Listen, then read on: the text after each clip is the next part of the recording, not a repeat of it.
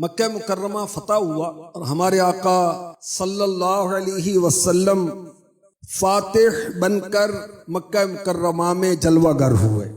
آپ کا دربار عام منعقد ہوا، اسلامی افواج ہیں اور ہزاروں اسلام کے دشمن حاضر ہیں۔ یہ کون ہیں جو کھڑے ہیں سر جھکا کر، نگاہیں نیچی کر کے لرز رہے ہیں؟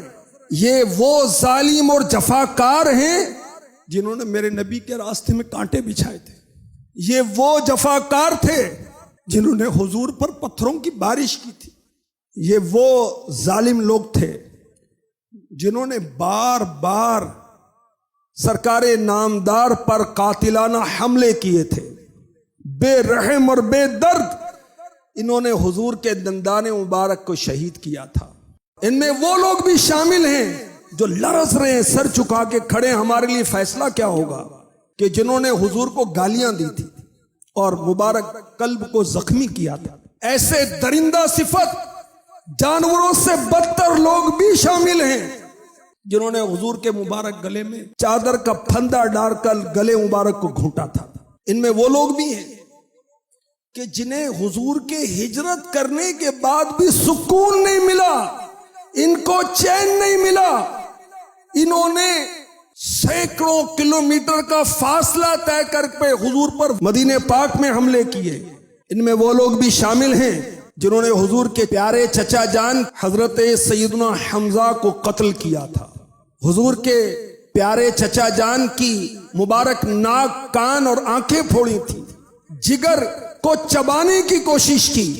اور اس مجمع کے اندر وہ لوگ بھی شامل ہیں جنہوں نے حضور کے غلاموں کو رسیوں سے باندھا تھا، کوڑے مارے تھے، جلتی ریت پر لٹایا تھا، داغتے ہوئے کوئلوں پر سلایا تھا، چٹائیوں میں لپیٹ لپیٹ کر ناک میں دھولی دی تھی، سینکڑوں بار صحابہ کے گلوں کو دبایا تھا۔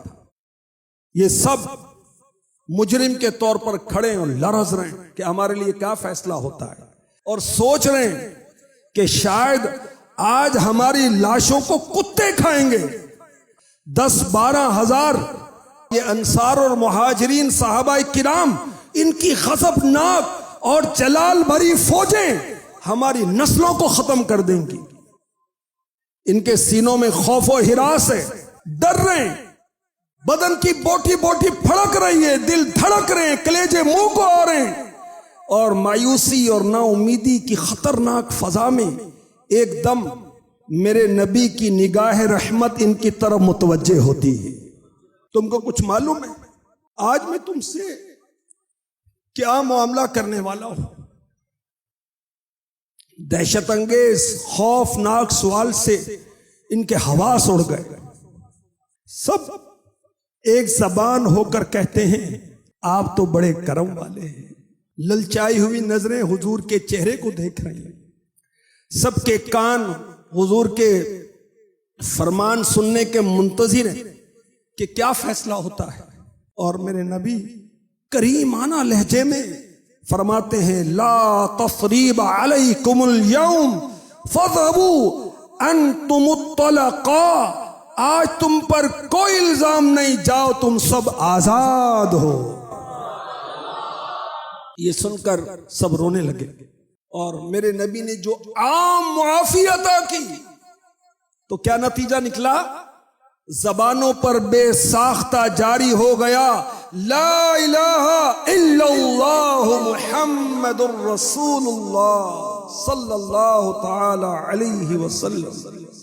میرے آقا علیہ الصلوۃ والسلام پر یہ ایمان لائے اور دامن اسلام سے وابستہ ہو گئے۔ جہاں تاریک تھا، بے نور تھا اور سخت کالا تھا، کوئی پردے سے کیا نکلا کہ گھر گھر میں اجالا تھا۔ میرے نبی کی شان دیکھی کہ قابو پاتے ہیں، غلبہ پاتے ہیں اور پھر معاف فرما دیتے ہیں۔